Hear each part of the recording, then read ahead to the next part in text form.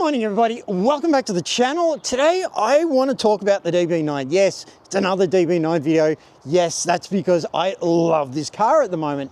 And I want to address a problem with this car. And it's a big problem. And it's probably not what you're thinking. It's not anything that's failed. It's not a mechanical failure. It's not anything that's worn. It's not anything that's broken. It's a design problem. And it's a design problem that, well, does in some ways make the Vantage almost a better car. Let me try and explain the problem. The problem is very straightforward, and I can summarize it in one word: storage.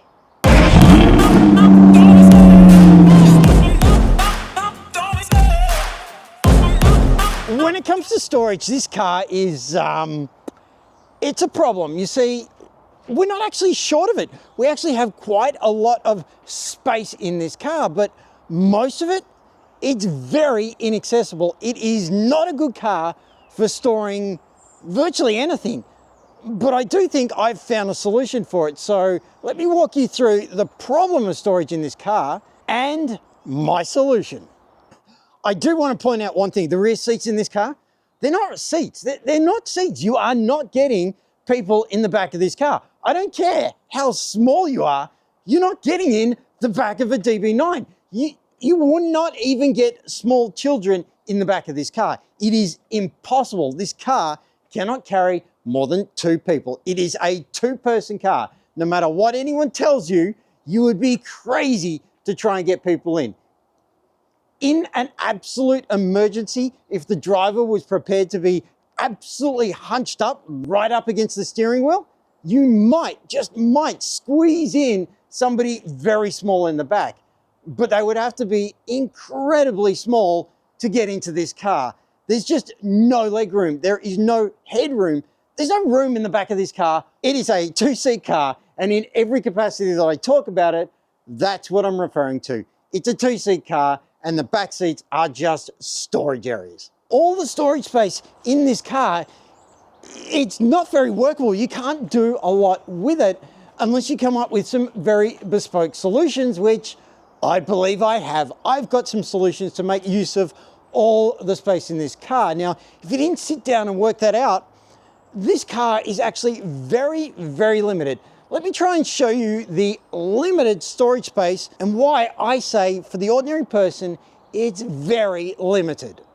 Let's begin with the boot, because the boot, well, there's no other way to describe it. In my opinion, it is tiny. There is no space in this thing. Compared to so many other cars, you just get virtually nothing in the boot of this car. Aston Martin would describe it as a boot big enough for a weekend away, and they're probably right. You would get a couple of good little basic bags in here, but that's about your limit. If you want to go away and take some quite serious stuff, well, seemingly that's it for the boot. It's just tiny. So this is an Aston Martin DB9 boot, and as you can see, there's nothing in it. It's tiny. Now, that area on the far side, that's originally for the original tire inflation kit. As you can see, I'm using it for oil and coolant at the moment that's spare. Around the rest of it, there's very little. We get the famous Aston umbrella, and we get a little cavity in here. Underneath that is fuses and more tools. It's tiny. There is just no space in this car. It is all well lined. You can see they've even put carpet up the top. It is exceptionally well done, but unfortunately, the thing is tiny. Now, you might be tempted to think, well, you can take some panels out. No, this whole thing is fixed. The only panel that comes out is down over on this side here, and it purely comes out to access the toolkit and the fuse box. That's it. Apart from it, what you see in here is what you get. It's also cluttered. We have a old, very old tire pressure sensor system here, which is horrible. We've got the old nav system in here, and we've got the umbrella in the way. On top of that, there's also some electrical points and junctions and stuff behind here. So this thing is crammed. Aston put stuff in the boot, pushed it out of the way, and then sort of gave you what's left. There is virtually no space in that boot. Now, if you're using it as just a commuting car, You got loads of space, no problem. Briefcases, bags, all that sort of stuff. You're not gonna have an issue. But if you wanna use this car as a grand tourer, you start running into a problem, as I have already, because as you can see here, I've been trying to keep a set of tools in the back of the car. And when they're in, they just take up so much space, I'm left with nothing. So I then have to sit there and say, well, what's my solution? How do I find space that doesn't seem to exist? Well, I've found it and I've solved it. I've actually freed up the boot so we don't need it when we go away and can still take all our stuff. And the answer to how I did that, well, it's on the inside of the car. Let me show you. Okay, now if the boot is so small, where do you put all your other stuff? Well, the answer is in here, and this is where the really big problem lies, because the interior storage space of an Aston Martin DB9 is, well, I'm sorry to have to say, just terrible. It is awful. It is so inaccessible, it's not funny. There's plenty of space there. It's just really inaccessible. Let me try and show you what I mean. I'll open up the door here and you can get a look inside the car because, well, the storage space in here, yeah, it's a problem. Let's get in the car and I'll show you exactly what I mean. Okay, let me show you some of the problems with the interior storage space of this car, because unless you really work out how to use it, it's terrible. So first off, these seats. These seats are actually quite good. I do like these seats a lot. They look great. They're pretty comfortable. Some people aren't necessarily the biggest fans of these seats, and there are better ones, but they do the job and they do it really, really well. There is, however, one idiotic design with them, and I just don't know what Aston Martin was thinking. Now, in this car, it's the same as almost any car. If you want to fold this seat forward quickly, there's literally a catch. You just pull it up and the whole thing comes forward. The problem is the catch is incredibly difficult to get to. Whoever designed this, the whole point of this folding forward was for quick, easy access. There is nothing quick about this. It's down here, and as you can see, it's an absolute pain to get to that switch. It's not easy at all. Now, they make things even worse in terms of the design. It's very beautiful in here. It's very artistic, coach built, but it's not particularly functional. If we take a look at the back here, you will see we have this entire tunnel that runs the entire way up, and it actually completely raises up and blocks the seats between each of them. It is an absolutely painful feature for storage. It takes up a ton of space.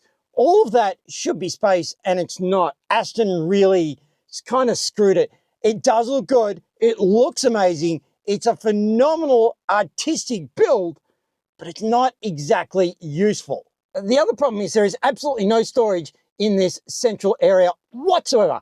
There is none. So there's nothing you can use here. Now that's fairly normal in modern cars, but at least in modern cars, you have something down here. All we've got is this tiny little pocket here, which is near enough useless. We also have this kind of pouch here, and it is again a legacy of the age and useless. So there is no storage whatsoever along here.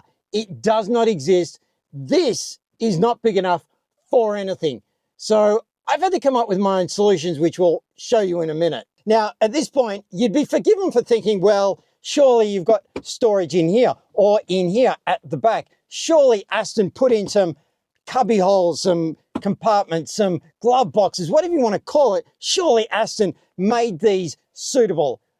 No, because guess what? This and this, it's all fixed. It does not actually raise. There is no compartment to open here. You can't open this in any part or in any way or any shape. It is completely and totally and utterly fixed. And that's the same for the back one. None of these open. And to make things even worse, I've had these panels off. And there is enough storage if Aston had wanted to put compartments in there. They just chose not to. Now, on the later DB9s, they saw the error of their ways, and they did turn this into an actual glove box or a compartment box, whatever you want to call it. They actually made these into storage space. But here, on this version of this car and it stayed like this for another couple of years? Yeah, it doesn't have any central storage. Now, the glove box in this thing, it's another case of form over function. You look at this thing and it looks amazing. It's brilliant. It's all extremely well shaped, crafted wonderfully. It looks amazing, but it is effectively useless. This glove box is so small, it's utterly worthless. It does have what you can see here, a couple of drinks holders, but guess what? They are far too small for any drink container I've ever seen. They're tiny, they're just too small. And on top of that, they're too shallow. I mean, you'd barely get an inch out of some of those things. It is absolutely tiny and woeful for storage in here. There is plenty of storage, it's just really, really hard to get to, and you need to think about, how do I make use of all of this space? Now, on short trips, well, it doesn't matter. You don't really need that much storage. But if you're going away on long trips, you're going to need more. And I've come up with some good solutions on how we can do that. Let me show you what I've come up with to make some of this a little more easier to live with on those long trips. Okay, I know what you're thinking, it's just a bag. Yeah, it is just a bag, but there's a bit more to it than that. You see, this bag is essentially almost tailored. Now, it wasn't intended to be that way. It just happens to be the perfect dimensions. You see, what I did was get in the car and actually measure every bit of space I had to use. I got out the tape measure, measured how big a bag I needed, size, dimensions, the works, and then I went on a mass search to find this. And it wasn't just that. I was looking for even more features. So the number one thing I needed was size. This is a 170-litre bag. It's not small. I can fit 2 weeks worth of gear in this. I can fit multiple shoes, multiple jackets, loads of pants, underwear, the works. It all goes in here. There's loads of separated compartments inside this bag. There is heaps to work with. So as a functional bag, this is great. It also has backpack straps. I can use it as a giant backpack. I can use it as a standard luggage strap, and I can carry it with standard handles. So it's very easy to carry. On top of that, it's very well reinforced, and very importantly, the back of it, where it will be sitting in the DB9, that's all smooth and protected. There's no studs on this thing. There's nothing harsh on this thing that's going to tear the DB9 up. It's a bag which will sit in the DB9, perfectly sized, and it will do it without causing any damage while storing everything we need, and be easy to get in and out as a result of the handles. It's pretty much a perfect fit. I bought 2 of these for matching luggage on each side of the car. So if there's 2 people going on, we've got so much storage that we don't need the boot whatsoever. And that frees up the boot for anything else we need. These things aren't necessarily the easiest things to get in the car, but that's a result of the car's design. The grab handle for folding the seats forward, it's shockingly bad, as I mentioned before. But nonetheless, you can get these in there with relative ease, and it carries everything. And on top of that, we've even got pockets at the end. It's a perfect fit for the perfect shape. Okay, so that's the main luggage storage sorted out, literally. Very easy once you just think about it and apply it. You can do this on pretty much any coupe. A big barrel bag with no studs on the end of it, loads of good handles so that you can grab it the right ways, make sure it's reinforced, and then it will fit pretty much perfectly into the back seat of a coupe. It's absolutely fantastic. I've got everything I could personally need in here for at least 2 weeks. In fact, that bag is frankly too big. It's just massive, and I will never fill it to its full capacity that it's sitting in there right now. So we've solved it. We put 2 of these in, and I have absolutely huge amounts of luggage storage area. Okay, now you're probably thinking, with this bag in the back here, my rear visibility is a little bit reduced. Not as much as you would think. I've actually still got quite a fair amount of rear visibility out the back there. But yes, it is still slightly reduced. So I have another solution for that. And this one was not intentional. I didn't put this in because of the bags. I already had this in this car, and it's this. This isn't just an ordinary rear view mirror. This is an active camera mirror. So whilst this does function as a normal mirror when you need it to, I can see out the back now, it's also a screen with a camera out the back. But that brings us to the next problem. Where do I put all the little stuff once you're sitting in the car?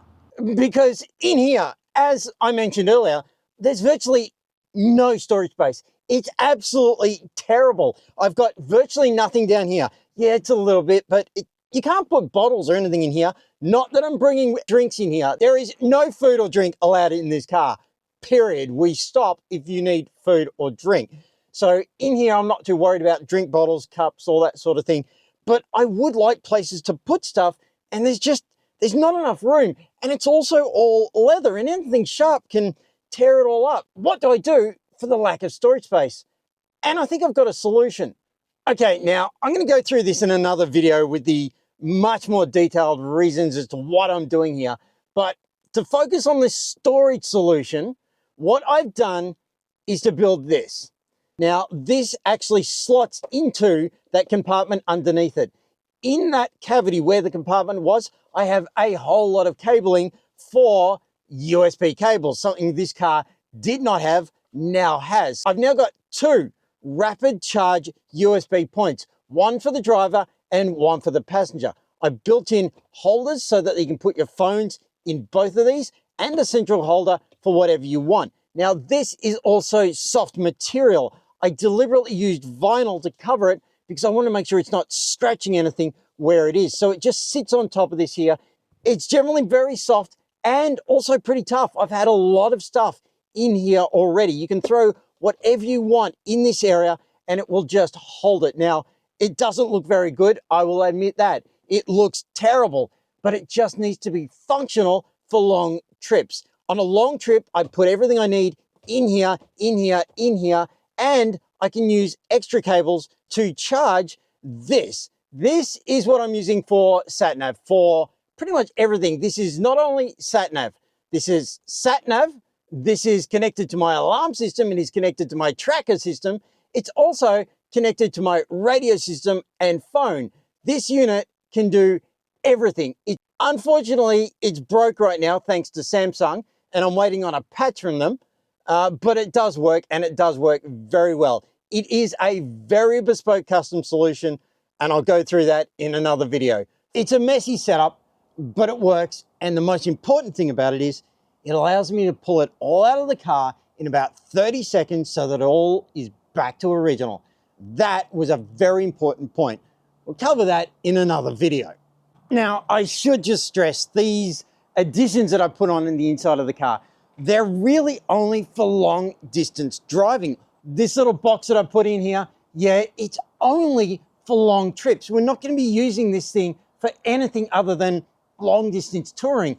It's not going to stay on a short trip. Whenever we go to car shows, whenever we do things, the box comes out, the Android unit comes out, all of this comes out, and it comes out in 30 seconds. It's literally just pull it out and put it in the boot. It makes it very easy to make this car 100% factory original looking again. Is it brilliant? No, but at least it's something. It's a lot better than unfortunately what we had, which was virtually nothing. So there we go. Our storage problem in our Aston Martin DB9 is solved. We have found all the ways around it we need to so that this car has an ample amount of storage. In fact, this car could go for weeks, months on end, driving around, grand touring, and you would never be short of space, but we have had to think about it. Is it perfect? No. Is there better? Maybe, probably not, but maybe. For now, we've got a very good solution to our storage problem on this car. For now, problem sorted, we can move on.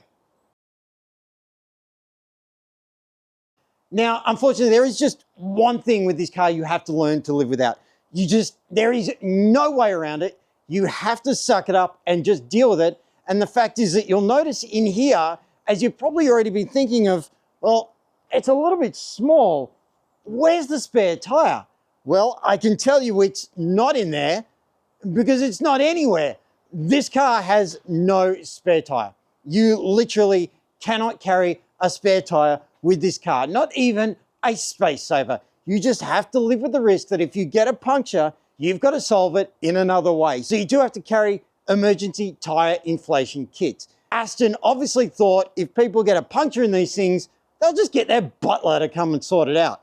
Yeah, well, I don't have that. Most owners these days don't have that. So you have to sort it out yourself with alternative solutions. As a teaser for the next video, I've just been interrupted with a delivery I was not expecting for a week.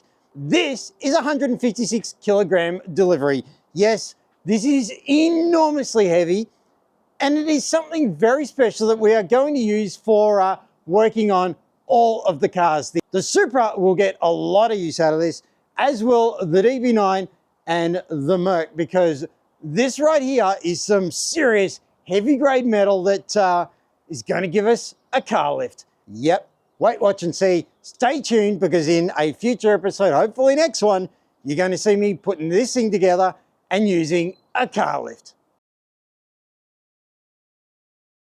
Okay, it's 8 AM and we're going to try and get the Aston out to a cars and coffee today. We may even just take this one as well. Yes, a second person may bring this along, but for now, it's most likely we'll go in just the Aston Martin. Now, unfortunately, we don't have the door module in yet, so yeah, I'm not taking it too far at the moment. So we're going to a local show, and the only local things on this morning is a very classic car show. When I say classic car show, I mean classic car show. The cars that are there, almost all of them are pre-1980s, and many of them are sort of pre-1960s. Very old cars. This doesn't exactly fit in there. It's very welcome. They love having this car there, but yeah, it's not the kind of show this car should be going to. But unfortunately, it's all we got. So we're going to get this off. Hopefully, it'll be a better morning than last time where it was a disaster and we didn't get to our show. So this is better than nothing, and hopefully we'll get some basic content. But for now, let's get this thing fired up. Let's get it off to the show, and let's get to cars and coffee this morning. Let's go. But if I lay down and I play dead and I stay dead, baby, you'll get sick of being the monster out of my head, under my bed. Think you're something out of my nightmares, standing right there. But if I lay down and I play dead and I stay dead, then will you get bored of killing me? Silhouettes of you are like a taunt. Never really know just what you want. With you I don't ever feel calm. I can feel the sweat inside my palms. Play with me like cats and a string. You don't understand the pain it brings. You don't ever wanna give me wings. You don't ever wanna set me free. You know I'm addicted to you, and it's twisted, you've been gifted with the evil voodoo. Got me coming back for more, even when I've been screwed. Dolls full of pins, pierce my heart straight through. I got issues in my head, I like you in my bed, but you keep me on red. Oh, everything is like a test. I better not text or I'll come off desperate. But if I lay down and I play dead and I stay dead, baby, you'll get sick of being the monster out of my head, under my bed. Think you're something out of my nightmares, standing right there. But if I lay down and I play dead and I stay dead, then will you get bored of killing me? So if I play dead, will you regret everything that you did, that you said? I don't think you understand what you're doing, and my heart's black and blue from the bruising. I feel like when I'm with you I'm losing. I feel like you think that this amusing, sitting there gaslighting and confusing. Was it me? Is it me? Am I deluded? I'm the one who's always sorry, the conclusion. Even though I offer all of the solutions, I wish you loved me like I love you, it's stupid. When I'm alone with you I never feel lucid. I wish I wasn't struck by Cupid. I wish when I first saw you I knew this. When I'm with you I feel so useless, I feel diluted, my heart's been wounded. Silhouettes of you are like a taunt. Never really know just what you want. With you I don't ever feel calm.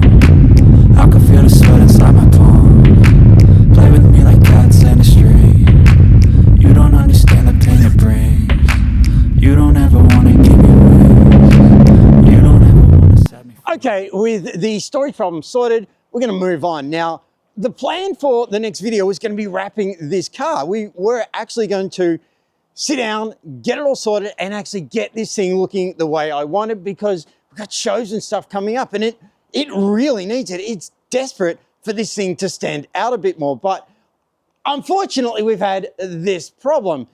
This is a delivery that's a week ahead of schedule. This is our car lift, and I'm gonna have to now sit down and spend time making sure this thing gets set up, because this thing is very literally in the way. I'm having a lot of trouble getting the car in here with this stuff in here at the moment. So I've got to get it all unpacked, get it assembled, so that I can get back to just putting the cars in without a painful process.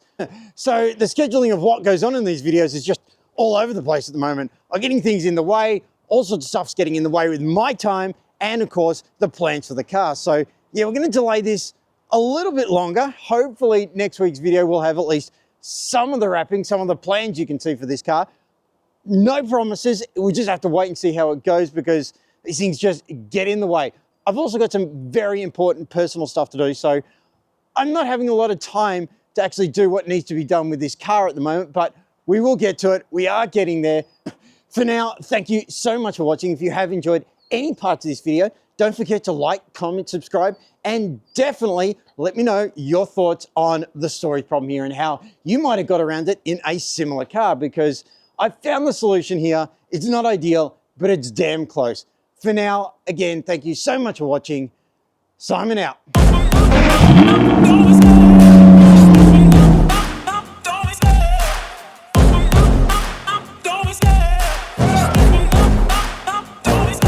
I love the chase and the hunt, and I set the pace when I'm running. I always take what I want and I always give it 100. Don't need a bank, no I'm funded. Play the game like it's nothing. I'm always thankful for something. Don't take for granted, stay humble. Now wake up!